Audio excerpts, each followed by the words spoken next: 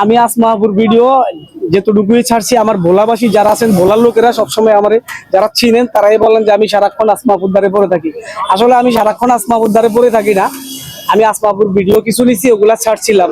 আর হচ্ছে এখনো আমি আসমাপুর দ্বারে আবার আসছি, দেখি আজকে আসমাপুর সাথে কথা বলবো। বেচা কিনা কি আগের থেকে কম কম না আগের মতোই?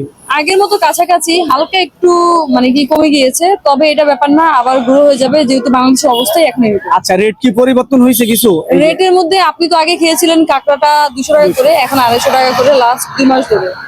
আচ্ছা, আমি লাস্ট 2 মাস ধরে আসি নাই, এই জন্য আমি যখন খেয়ে গেছি কাঁকড়া 200 টাকা ছিল, আর 250 টাকা ছিল।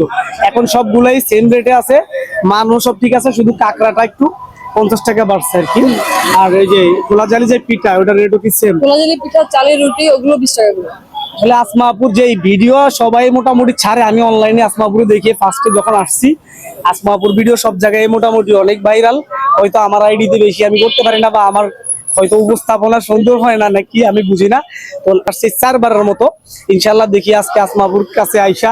আমাদের ভোলার অনেক পার্সন আছে যে আসমাপুর পাশে আইসা যে আঙ্গবাড়ি ভোলা এই কথাটা কইছে, এই ডায়লগটা মোটামুটি আমি দেখি অনলাইনে অনেক ভাইরাল। আসমাপু একটা ছেলের লগে কইছে যে আঙ্গবাড়ি ভোলা, এই ছেলেটা কি আপু? সেটা আমাদের দেশি একজন ভোলার মানুষ, উনিও মাঝে মধ্যে এখানে আসে, ভোলা নিয়ে ভিডিও বানায়। হ্যাঁ,